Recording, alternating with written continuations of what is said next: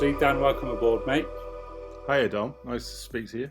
Yeah, and you. So if we let's do a bit of a background about you. So for those who don't know, I know your username on Instagram is Amsterdan. You're based out in Holland at the minute. Obviously, that's not a Dutch accent. So give us a bit of background as to where it all started, and then we can sort of move through it step by step. So where did you get into your angling? How did it come about? I grew up in the northwest in England, just outside Wigan. So yeah, it was pretty hardcore in terms of the fishing that was available. So it was mainly canals or local lakes or rivers and things.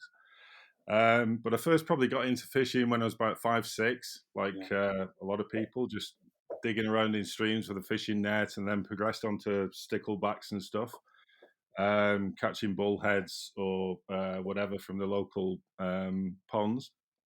Um, but I probably got a bit more seriously into it when we were fishing like local lakes. There was one place in particular called Island Dam, which anybody from the area might remember. Um, and it was like a strange lake for the area because mainly we were sort of fishing industrial reservoirs and canals and things. But this place was surrounded by fir trees. It's probably maybe a hectare, 2 hectares. Probably seemed a lot bigger to me when I was a kid. I was about 9, 10 years old. And that's when I started doing a lot of waggler fishing, and it was a real mixed fishery. So you could catch anything from tench, bream, rudd roach, and it was also the place when I first started seeing people catching carp. One guy in particular, who I used to see there regularly, was sort of, if you like, he was a bit of a cool guy to look up to. yeah, And he obviously knew what he was doing. He was stood out in the water, wind in his face, just fishing a black waggler against the sun. And he was using bread flake and he'd catch bream, then he'd catch a tench, and then he ended up with 3 or 4 carp. So watching the dance and the fight that they gave him, it sort of inspired me, got me really interested. And then I just sort of was looking for waters where there was more opportunities. yeah. So moved on to a place called Worthington Lakes, which I've had a walk around recently when I've been back in the UK. So it's still available. I think it's on the Warrington ticket. Yeah. Right, yeah, And there were carp in there, sort of nudging double figures. So that was where I think we had about 3 lakes. So it was where we go sort of after school or spend the school holidays. In the third lake, there was a lot of perch and things kicking around in the lily pads. A few carp rumoured to be in there. But the second lake, there were a few barbel in there, but there were carp. I think the biggest one was maybe 10, 12 pound. right. And that was the place where really these tactics that we've been reading about in Angler's Mail or Angling Times and things, that's when we started putting them into effect. Nice, So yeah. we're fishing on the top with bread flake and mixers. And then we started using sort of boilies back in the day. Yeah, was that self sort of hand rolled, self made boilies? I take Yeah, it there was back all then. sorts of there was sort of madness going on in the kitchen, not appreciated by the parents. So we were sort of progressing on from tins of corn, floating Yeah, crust, and bit of then luncheon meat. yeah, all that. Yeah, Um, and then the old Richworth boilies. So we were using sort of tutti frutti, but I remember we had to.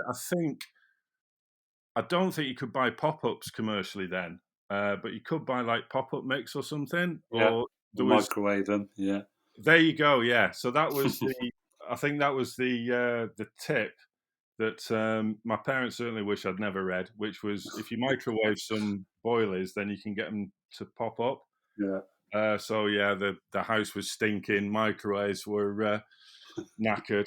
Um, we tried to do it at friends' houses more often than not, without really explaining what we were up to.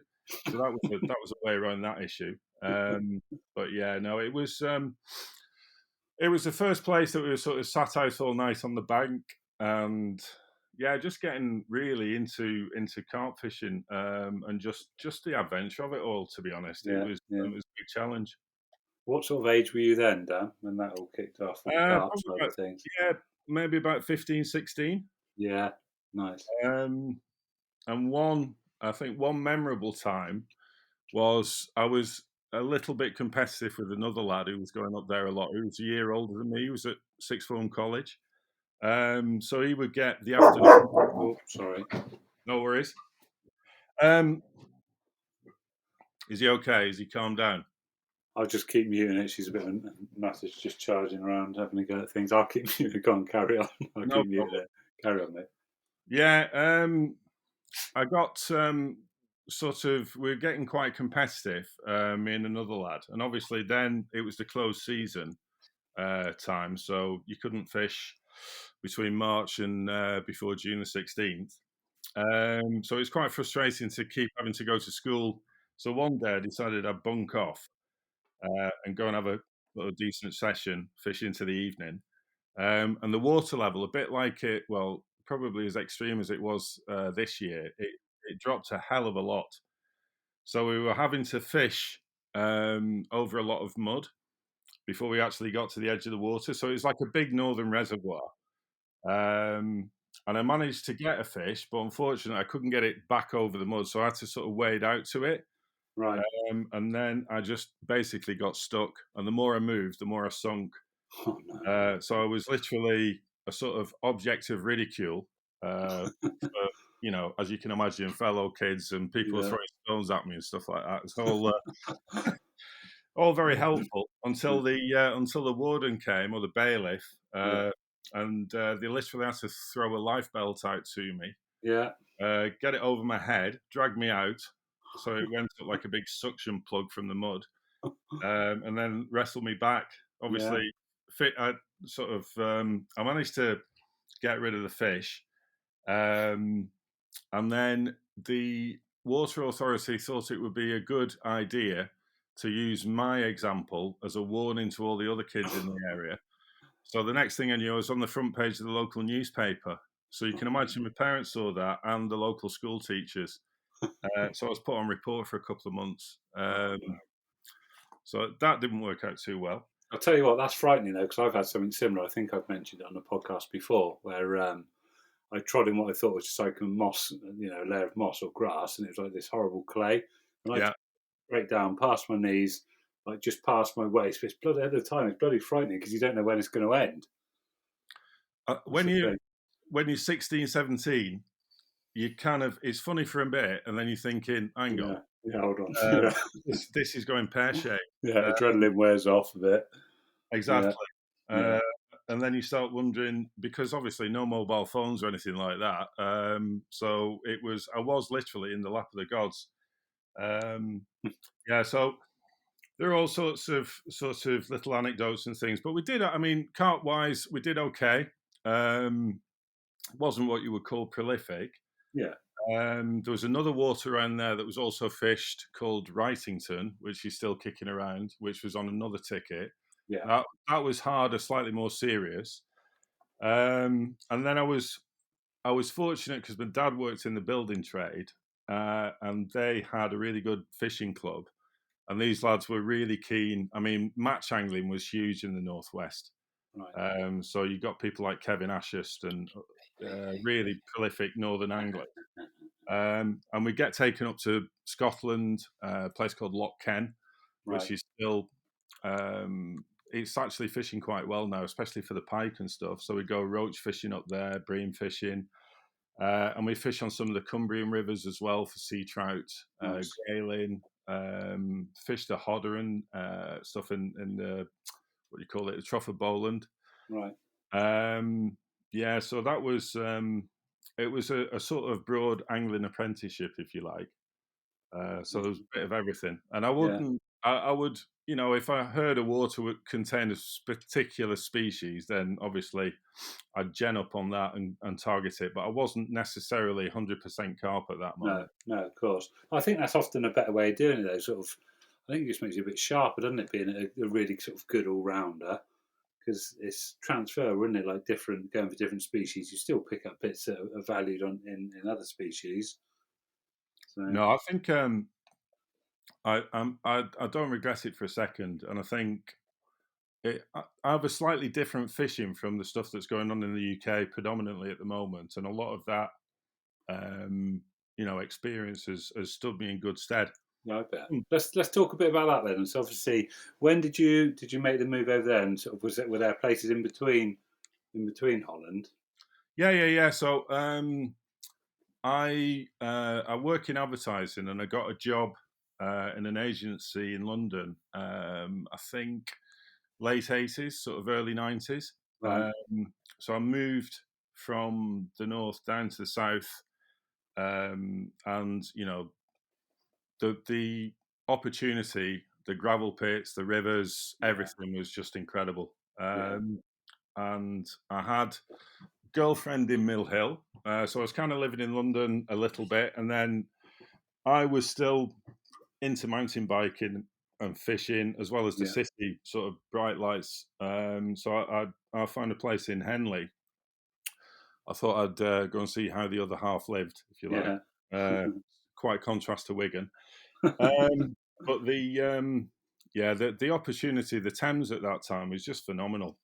Yeah. So even just like the local fishing, I remember, just feeder fishing for bream and stuff, and you'd be catching sort of 6, 7 pounds, what we call like bin lids, and it's just madness. Um, and I think at that time you could get what they call like a Thames Weir permit, where you could fish the different weirs from Shiplake and Goring and Hambledon. Um, and it was a huge ambition to catch a barbel. So yeah, so I think it was Hambledon actually. I was sat on the weir. I'd had a bit of success there with chub and perch and all the rest of it, and I was just determined to get a whisker, if you like, Mr. Whisker. And I was just using luncheon meat on a hair on a big lead, dropped in the sort of like boiling froth of the sluice of the flow, thinking I'm that situation where you're following something that you've read, but you're not 100% Yeah. uh, kind of confident, or you're thinking, well, Yeah. this is what I've kind of been told, but I couldn't kind of fathom how it was staying on the bottom. Fishing it. Yeah, exactly in that flow. Anyway, I blanked the first night, but the second night the rod just went daft, and I had a 7 pound barbel out, and then a half an hour later another one about 6.5. Uh, Brilliant. so Brilliant. no head torches or anything. I mean, it was complete. Like again Chaos. another not too health and safety campaign. Yeah. So I was like messing around on the edge of the weir. Could have gone pear shaped quite quickly. Yeah. But when I saw it in the torchlights and stuff, I was just overawed. Yeah. Um, and there was a bit of carp fishing. We go down to Cornwall, and I fished the Avon Yeah. one year around your neck of the woods, Yeah. Yeah. the Yeah. Bristol Avon. Unfortunately, we decided to do that in January, where the river was about 3 or 4 feet up, and that was lunacy. So we had dead cows and half tree trunks and all sorts of things flowing down, but we still managed a Sure. few bream and a couple of pike. It was um, it was definitely a step up from the northwest, and the opportunities down there that were yeah, it was phenomenal. But I was mainly concentrating on the Thames, to be honest. Yeah. Um, and then it was really, I suppose, when I moved to Holland, which was largely down to a job opportunity that Yeah. What year I was just that then? that was that was 1992, actually, Okay. long Yeah. time ago. Yeah, so Yeah. I've Yeah. been here about 30 years. Oh wow. You've been there ever since. Yeah, it wasn't intentional. It was Yeah. sort of I've been out to North America and Canada, and I had a girlfriend in Canada at the time, Yeah. and I'd always fancied sort of living and working out there.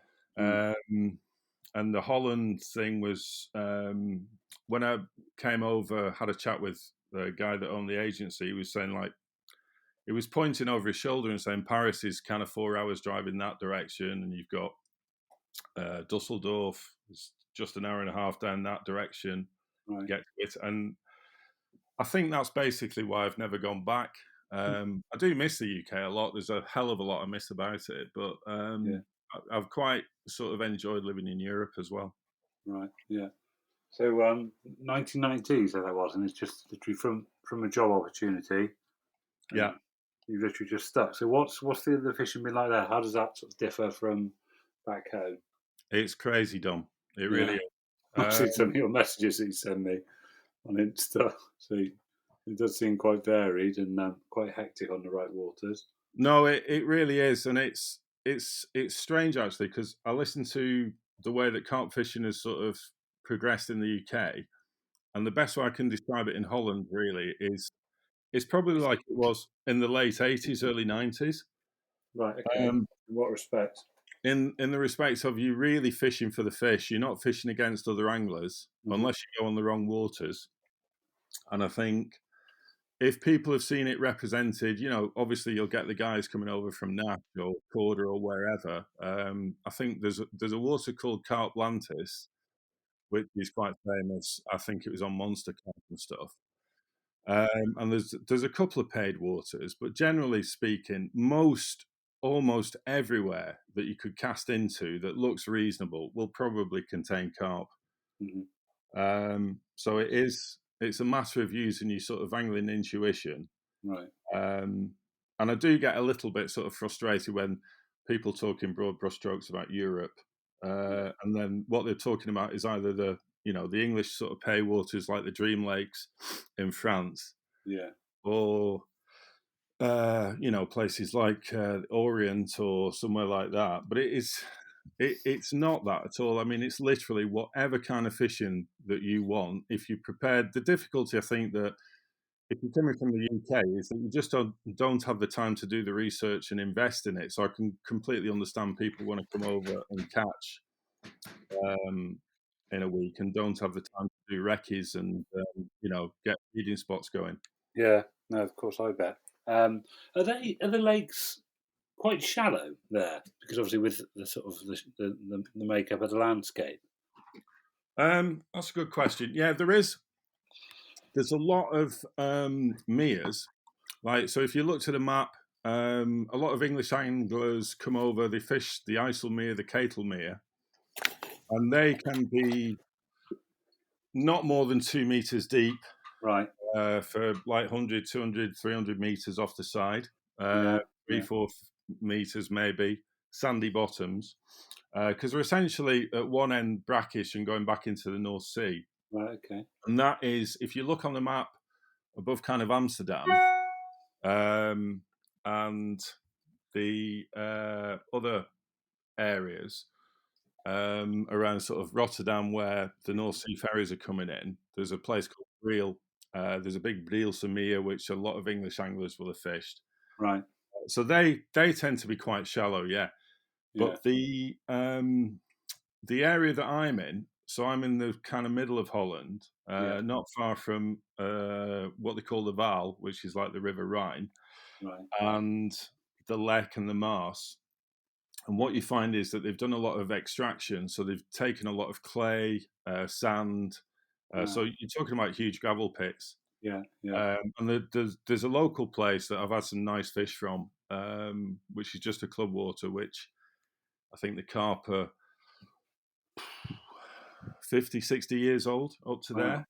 Yeah. Um, that's really deep. That's like, typical egg carton. And that's going Mm. down to 12, 15 meters in places. Oh, crikey. Okay. So it's a pretty, it's a classic sort of pit where you've got a pretty shallow margin. So they'll do a patrol around the margins. Yeah. It's maybe 2 meters deep or something. And then it shelves off pretty quickly. So you've literally got so all the kind of waters that you have in the UK, you've got all those waters. I Yeah. don't know many massive shallow meres in the UK apart from the Cheshire ones, but Yeah. yeah, it's very similar to be honest. Right. How would you go about sort of tackling some of these places that I imagine there isn't that much Um, info about? so most of the waters are club controlled. Right. So there aren't sort of syndicates like the setup in the UK. And you can get a national fishing permit. I think it's about €30. Right. And then in addition to that, you'll need a club permit, which probably Yeah. also about 20, 30 euros, so about 20, 30 quid. Okay. Um, and I think you can buy a sort of third rod license, Yeah. which is another 20 quid. You Right. just have to check whether you're allowed to fish with 3 rods or 2 rods on the water that you're Yeah. fishing. Right. Are they sort of quite heavily bailiffed or not? Uh, to be honest, Dom, I've not seen a bailiff for about 10 years. Right. Um, Yeah. the police, I think there's something changed recently, actually. The police tend to be responsible for it, and they can be a bit of a pain. They're not as bad as the Yeah. French, but Right. if they're bored and they spot a big bivvy, Yeah. they will sort of trouble you for it. Right. Okay. So you need to it's better to be licensed up because you don't want to be facing a sort of 300 euro fine because Yeah. it's Of pretty course. hefty. It's not like the French either. It's more if you get done seriously. So it's just not Mm. worth it. Yeah. Yeah. Um, but generally speaking, it's pretty easy to get the permits. Yeah. So you can do it in advance. There's like a big fishing website that you can apply to before you come, or get somebody Yeah. local Yeah. to organise it for you. It's no problem. And do you do you fish with many people out there, or are you just sort of solo? Um, it's interesting that because I tend to fish on my own a lot because sometimes a lot of the places you might be fighting over 2 or 3 key spots, Right. or Okay. it Yeah. gets. I mean, sometimes if you're approaching a new water, like a huge water, Yeah. I've got a couple of good friends who, you know what it's like. If you're on a similar level, you know Mm. that they're not going to monkey about, and you can sort of invest some Yeah. time into it. Yeah. Then it's more about covering more acreage, if you like, to Yeah. literally see Find what's them. in there because you are kind of fishing the unknown. Because a lot of the places I Right. fish are fed by big rivers, So so the stock population constantly of those fish is changing. transient anyway. So they're in and out. Yeah. They will have a head of fish, but Yeah. usually you'll find 2 or 3 productive swims. Right. Like one place I was doing a recce on. I would say 200 meters of bank, probably only 2 meters deep, and then after that, I was on a boat and having a look at it on my Echo, and all the fish were concentrated sort of in the area where it was going back into the main flow of the river. Yeah. It was just being washed all the time by the boat, so it was well oxygenated, but it Yeah. was all the depths and things were varied. But there was Yeah. a huge expanse of that water where there was nothing at all. Well, how do you so waters like that? Is it a case of finding some likely spots, pre-baiting them, or just watching and seeing what shows, or how would you tackle them? Well, the other problem that we've got in comparison with the UK waters is obviously you're fishing through other species Right. because these aren't dedicated carp fisheries. So you don't have Right. a friendly fishery manager who's removing silverfish and Yeah. netting it and everything else. So it is quite hard, even tigers, to avoid Yeah. the bream. It really, I mean, I've Right. caught bream on like 5 tigers and everything, but generally speaking, where there's bream, there's carp. Mm. So if you are prepared to fish through them, then it's mass baiting campaigns with stuff like I'd literally bring out 10 sacks of Vitalin if I came back to the UK. Yeah. So you'd be pre-baiting with a lot of particles. Frolic, the dog food's pretty good. Right. I think Ken Townley was into that in France because it's the good thing about Frolic is it's cheap and it breaks down into a sort of powder as well. Okay. Um, but yeah, so mass baiting campaigns and then go back in about a week or 2 weeks. But a good example of that is like on a slightly smaller, more intimate scale. Is not far along the river that I live on. Yeah. There was I would say a pond lake, maybe 2, 3 acres, covered in lilies, fed by the river, and I'd fished it a couple of times, not super seriously, and I thought I missed a run, but I wasn't sure what was in there. So when I had an opportunity to spend some serious time on it, I was doing a bit of work for um, for a few fishing brands, and Hmm. I think I was using Maple 8 at the time, mainline stuff. So I fed that. The only problem with Maple 8 is that everything that swam seemed to like it. Right. Um, so I pre-baited for about a week, 2 weeks, and then literally went for a session. First couple of fish, bream, then a huge rod, and then it just went nuts. I had about Yeah. 5 carp in the first night, and Right. then I was just going back for about 2 or 3 weeks, and everything from I don't think these fish have been caught before. So and every kind of shape and size, from mirrors, the commons, from like low 20s up to mid 30s. And it was, it wasn't going to a sort of gravel swim, all nicely laid out with facilities. And it was literally, I was tucked down, I was what they call guesting. I kind of had a nod from the farmer, but he wasn't the main landowner, so I needed to keep a low profile in case the guy that actually owned the lake and the land turned up. And I was sat down in the reeds with my chest waders on, like a proper suit, the whole evening, fishing literally over lilies.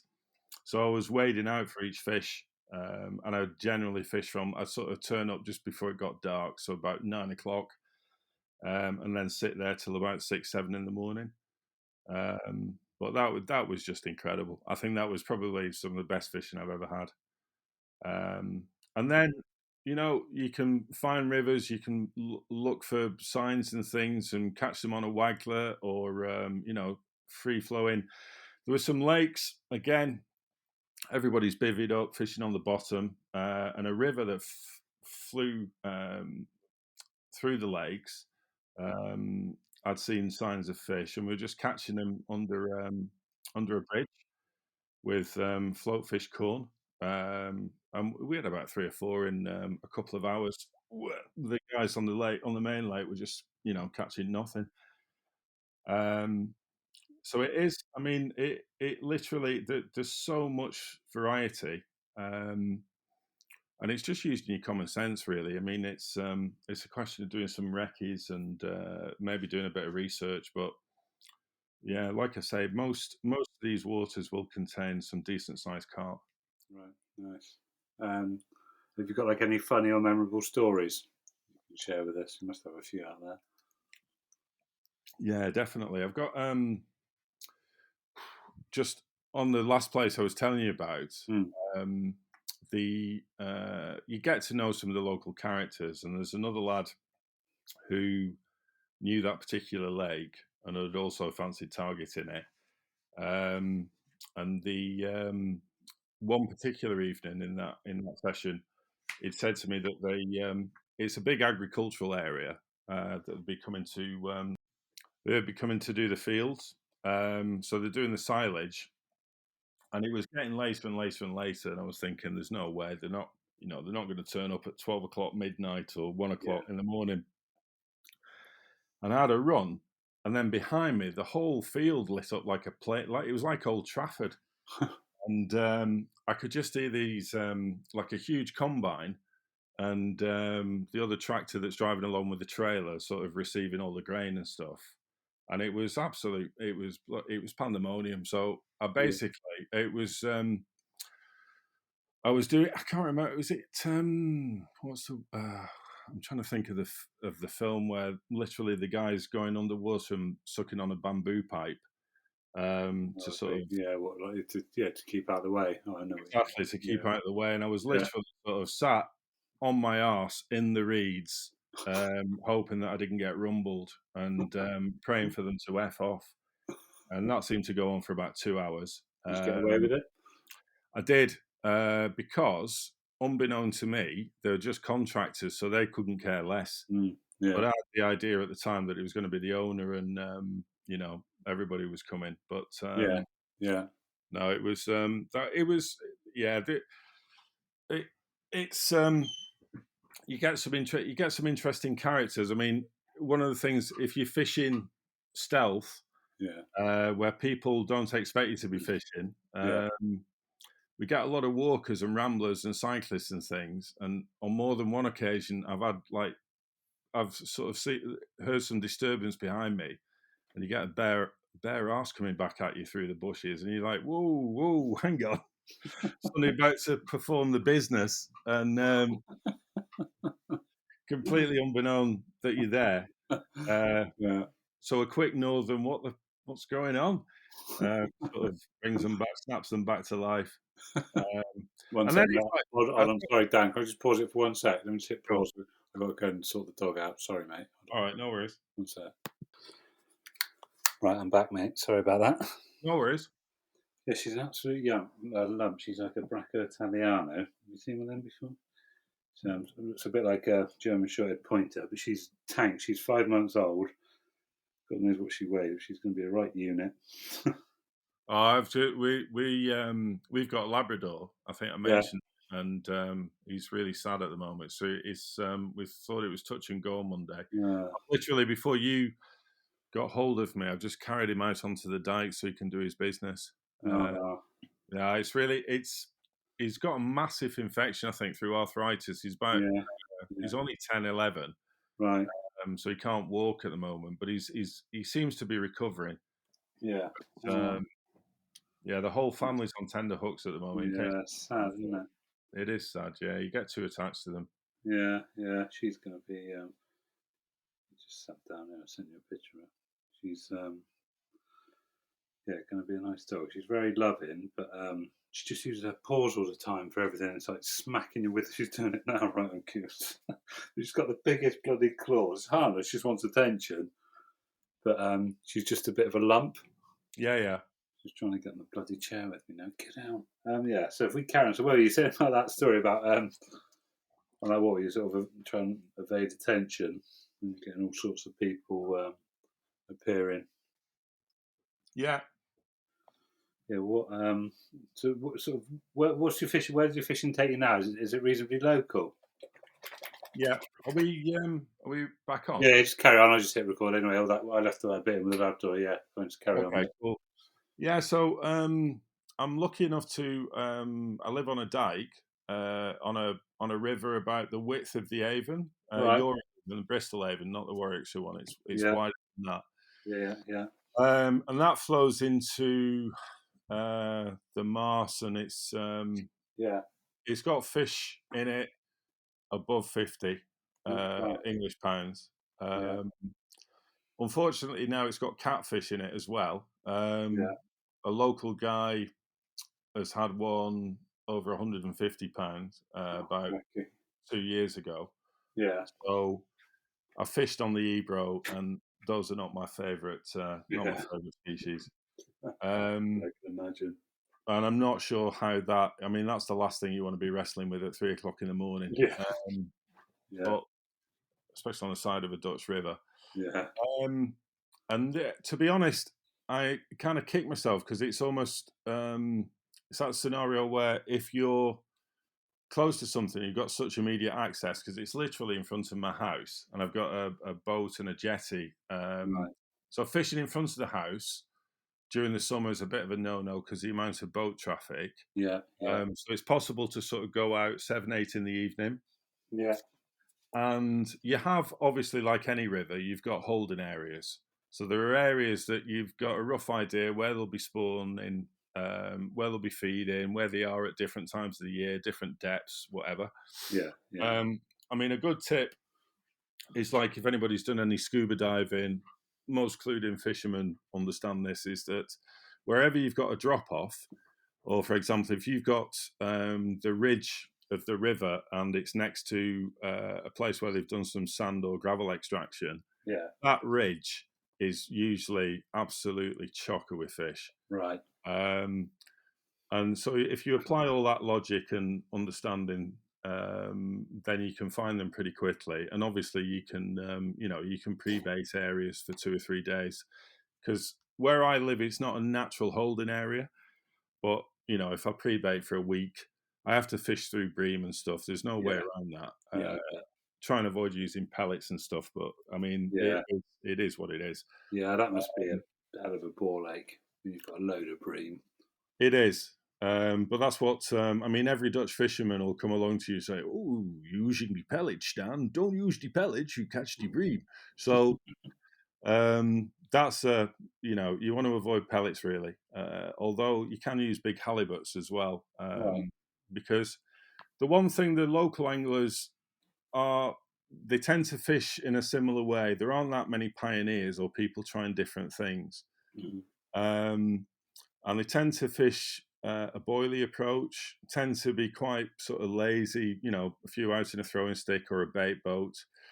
So if you apply some of, the understanding of things from match fishing, like pre-baiting, using ground baits, boilie crumb, all that kind of stuff, and maybe smaller baits or a bit of plastic or Yeah. um, you know, wafter, anything, or even, like a better quality bait, um, Right. and you can sort of, create an advantage for yourself. And that's really in areas where there's a lot of fishing being done. Yeah. Um, I genuinely think the water that I fished, I think a lot of it was down to the bait Right. and the quality of that. And that did make a difference. I had nothing but faith in that until they stopped making it, which was a shame. Yeah. Yeah. Um, but now I kind of use the krill, and there aren't that many local anglers using that. They tend to use a sort of of cheaper boilies, which I don't think are that effective.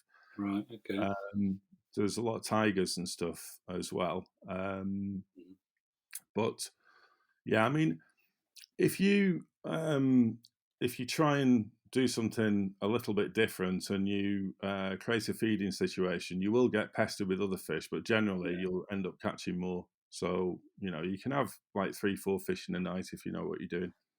That's pretty good. It's not bad. Yeah. So I'm quite tempted. I need to get out. Like I say, I've not been out in ages. So I've got out of routine almost. It's like when work takes over. I wouldn't mind coming out there. What would I need to do for like a week It, long session? it's ironic actually that you say that because I think I was probably a bit naive, and I listen to a lot of podcasts. Normally, Mm, your podcast, or yeah. hopefully, is the backdrop to getting a screaming run. Yeah. And I was listening to the Carp Chronicles guys. Yeah. I think I mentioned to Sam as well because they were talking about Europe and France, and I don't think they fished over here. Yeah. Um, and I basically sent them some shots from the local tattle shop, like the gallery, if you Mm, like, mm, just to sort of show that it wasn't, a pipe dream. yeah.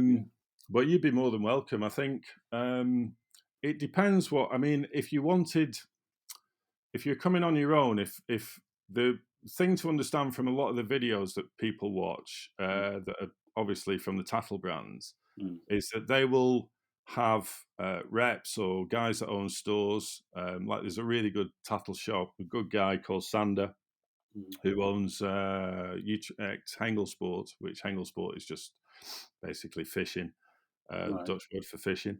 Yeah. And they will know water, so they'll take your Alan Blairs and Ollie Davises to a few not necessarily bankers, but places that you're going to catch, Mm, and they might have a few interesting fish in.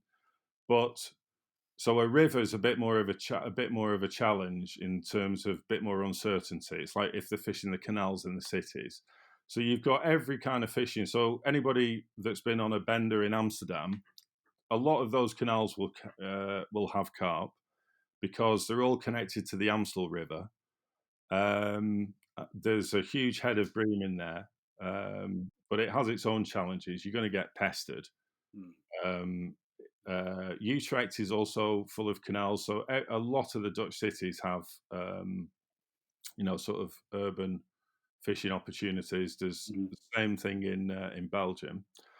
There's a lot of small rivers as well. So if you looked at a map and did a bit of due diligence, and there's a hell of a lot of like the drains, like the Fenland drains, that you'd see in Yeah. kind of Suffolk and Norfolk. Yeah. Um, from sort of consistent depths. So they might be a little bit featureless, but then you'll sort of go along and you'll find a patch of lilies and things. I mean, one of the things that is a bit of an advantage for me is that I do a lot of cycling. Right. Um, and often, I mean, I'm guilty of this as well. I tend not to try fish in a big public space because I don't want to draw too much attention to myself. So if I'm going to use a bivvy or something on the river, I'll stick it up at dark. I'm not going to stick it up during the day, and it's like a big advertising hoarding because people are lazy. They'll sort of jump on your spots and stuff. Yeah. Um, but you can sort of, if you're on a bike or in a car and you're driving around, you will see bivvies and you'll see people fishing. So generally, people are quite friendly as well. So you could ask them. Most people in Holland will speak English. But in terms of like what you'd need to bring, I mean, you can get most of your bait over here. That's another subject at the moment because of Brexit. It's become quite problematic. But you can Yeah. get good boilies, good shellfish, uh, good all round rods, the same kind of tackle that you'd use in the UK. Hmm. Um, and if you do a bit of you can also use Google Translate on the internet. Yeah. So you could find some notice boards or carp forums and things that might be in Dutch, and then just get a little bit more of an insight Yeah. into places to fish. But I mean, there are massive opportunities, definitely. Mm.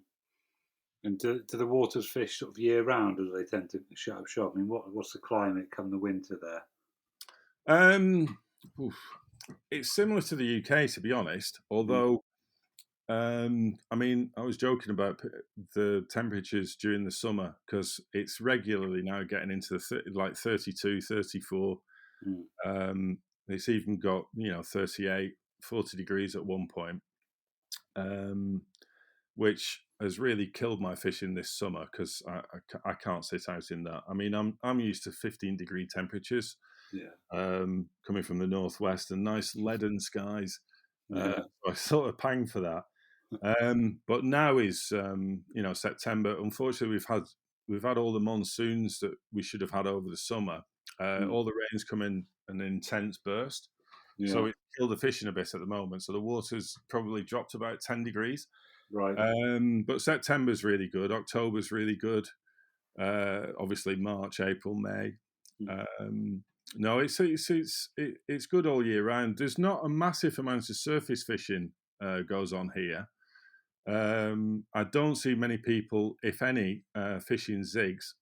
Right. That's something. So I think there was an old Ali Hamidi video where he was fishing in Limburg, which is not far from Maastricht, which Right. is where the Corda distribution thing is. So he was fishing on Yeah. a lake, deep lake, fountain in the middle, and no one was catching, and he was spanking it on zigs, fishing, spomming slop over the top. Yeah. Yeah. So if you that's what I mean. You should look around and just use your all the techniques and things that you might fish on a competitive day ticket or a syndicate or Yeah. all the hard waters. So generally speaking, if you apply those tactics and experience, you probably outfish the locals a lot of the time. Right. But there are Okay. some really, really good Dutch anglers. That's not to decry. It's just that it's like everything, the people have a standard approach and tend to get set in the ways a little bit. So Yeah. you can, if you know what you're doing, and you can also be opportunist. I tend not to fish long sessions. So I can go out early in the morning. I'll come back at 1, 2 in the morning because I might have to, busy day the next day. Yeah. So I'm not sitting on a water for 3 or 4 days or something, or I'll do an overnighter. Yeah. I think that Uh, can sometimes be beneficial, though, can't it, as well? Because you just tend to be a bit sharper, don't you, and more switched on when you know. I've mentioned it before. When you've got sort of limited hours, limited time, I think it just makes you try that a little bit harder, doesn't it? Rather than sort of settling in and almost waiting for the fish to come to you. yeah, exactly. Your question about weather was good because obviously different conditions, Mm. you'll move on to different waters like a UK angler would. Hmm.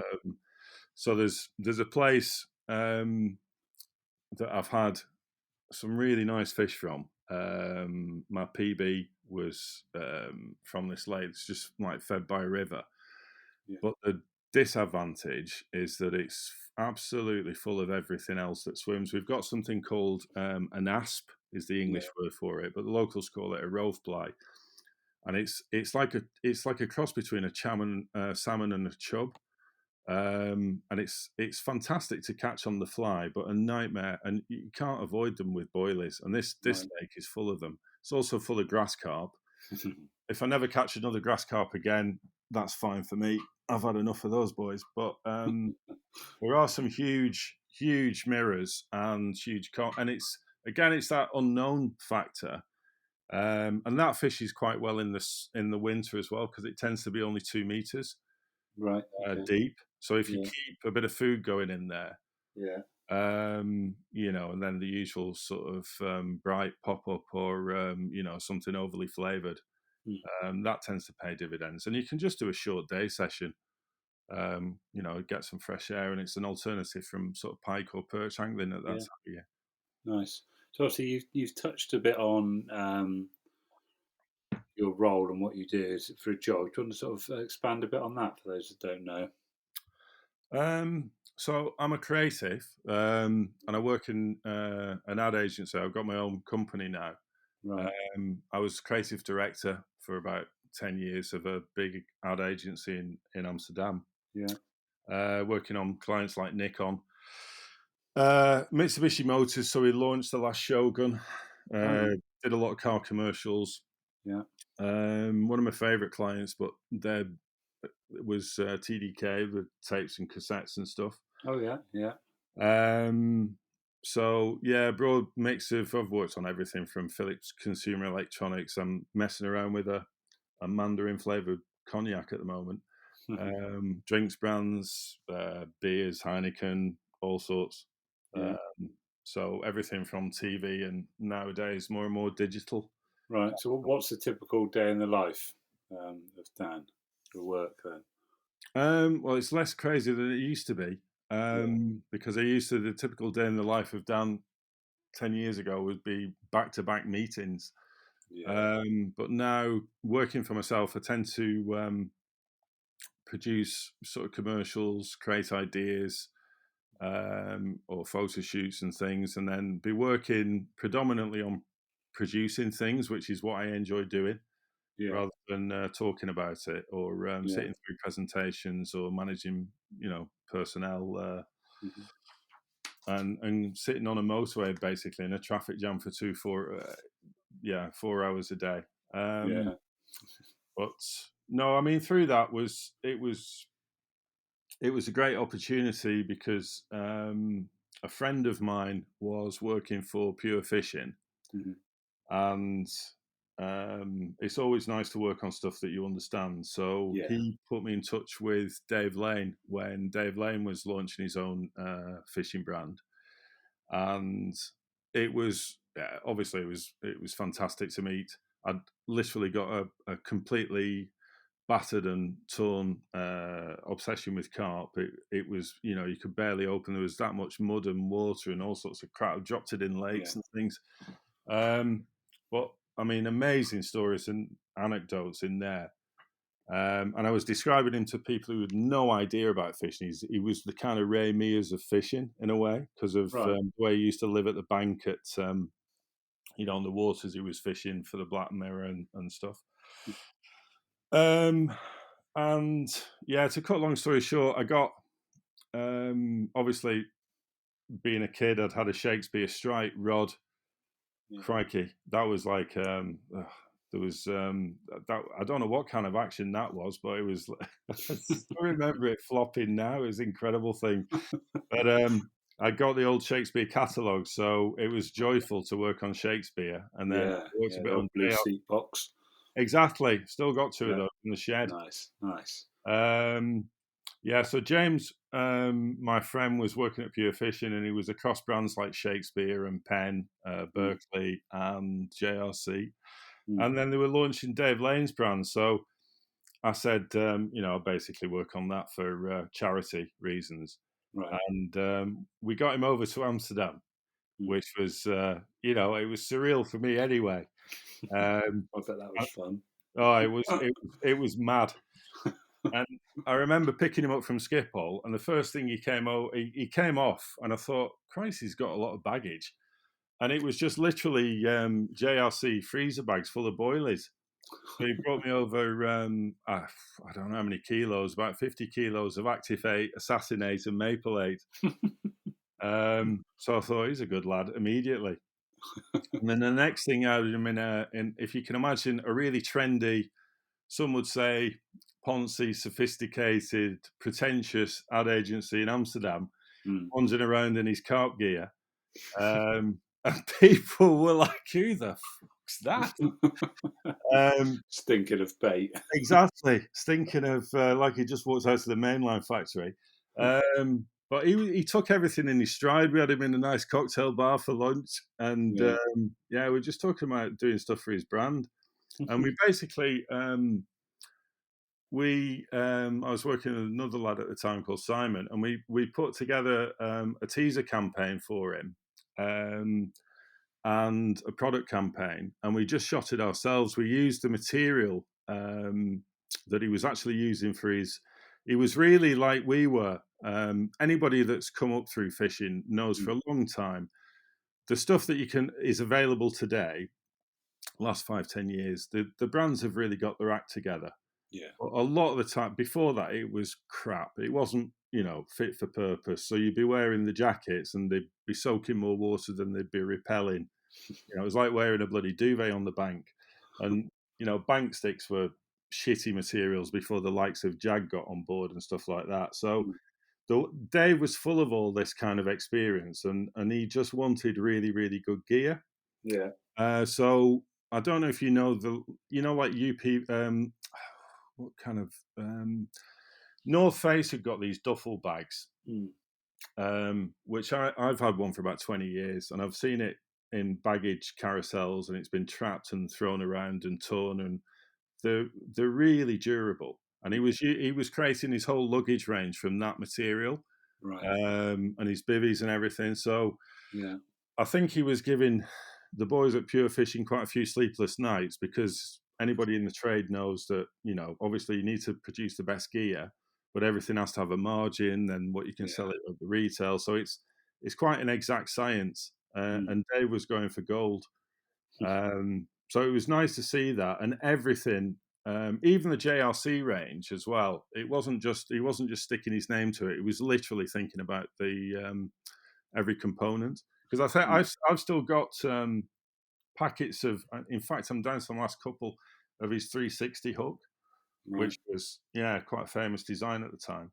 But his rods were amazing. He came up with a classic with a cork handle. The Razor, I think, was another one, a really amazing slim blank. Um, so yeah, it was really cool to be sort of involved in that. And then he took us out. We shot some products for him at JRC in Suffolk, I think it was. And then he took Yeah. us, and that's his neck of the woods. Took us out for a few beers and pub meals and things, and returned the favour. Brilliant. That sounds amazing. So, like you say, it must be so nice to work for these fishing brands, these big brands. When I say it's your sort of your passion. It Um, absolutely, but I think the thing that you notice though, it's like any company. Not everybody's into fishing, yeah. which is something that you notice. Mm. But we did a new Super Team logo and an ad campaign using a really good photographer Mm. for Shakespeare.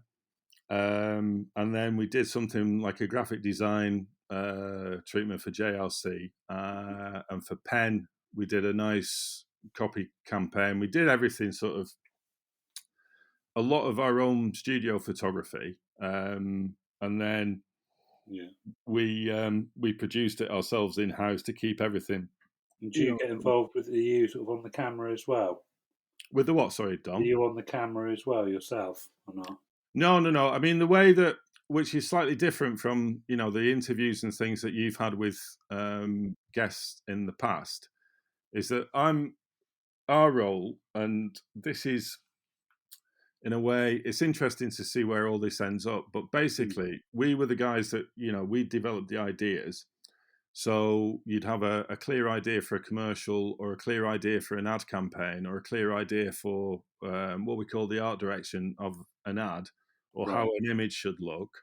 Yeah. Um, so I get involved in all that. So I'll like for bike brands I've worked on, or for Right. running shoes, like we did a campaign for Innovate, Hmm. trail running shoes. Yeah. So I'll go and do a recce in the Alps and make sure that I'm happy with the locations and everything's sorted. Because when you've got a photographer who's, is shooting for Audi or Guinness, or Mm. they're serious boys, Yeah. and you can't afford any screw ups. One of the Yeah. things I like working for myself is Yeah. that you can control that a little bit better, because everything Yeah. contributes to the sort of finished shot. Yeah. I suppose before it was your before it was your company, you're sort of at the mercy of somebody else's decisions for what talent they bring in. I suppose to a point, To a and certain who. extent, yeah, and everything is factored back to money as well. Yeah. Yeah. So if you're working for an agency, they get they've always got a margin and a Mm. certain profit that they want to make on a job. Yeah. Whereas if you're me, then you just want to make it as good as possible because you're Of on a course. salary to a certain Yeah. extent. Yeah. Yeah. And obviously, you'll have bean counters saying that you've got to charge every hour, because every ad agency wants to work the same way that you work with a lawyer. Hmm. But if I'm doing it myself, and I used to do this anyway when I was working because I was sort of senior enough, you just invest the time in it. And Yeah. generally speaking, the more time you invest, the better it is. Hmm. Uh, Yeah. Yeah. That's the attitude to have, isn't it? Like anything, you yeah, might not see a return up front, but you'll start to be known as that guy that gives it his all, and your rates will raise. With it. Yeah, definitely. So many. I think that's such a good lesson just for people in general, because so many people like these days look for like an instant return on stuff, don't they? And they're not willing to put in all that graft and all that effort up front to build themselves. I mean, if you're producing a shoot, and people that are working for fishing brands, Mm, generally speaking, now, because of the technology that's available, yeah. it's definitely opened the door to a broader range of talent, because it used to be a very narrow filter. I mean, Mm, I went to a college, there were like 850 applicants for like 30 places. right. I went to Watford College, which was quite famous for a copywriting course to get you into an agency in London. And I Yeah. think the three of us from that course got jobs in London. Right. So it was fiercely competitive, but now it's much more open in terms of Yeah. you can shine and develop your own skill sets. Yeah. And the only disadvantage, though, is that there tends not to be a filter. So if you're going through Instagram or something, a Yeah. lot of people are really up in the levels on Photoshop, and you've got Yeah. like magenta skies that look like something from the Knight Rider in the 80s, 3,000 likes. So you're Mm, kind of thinking, Jesus Christ, is it me? Or you know what I mean?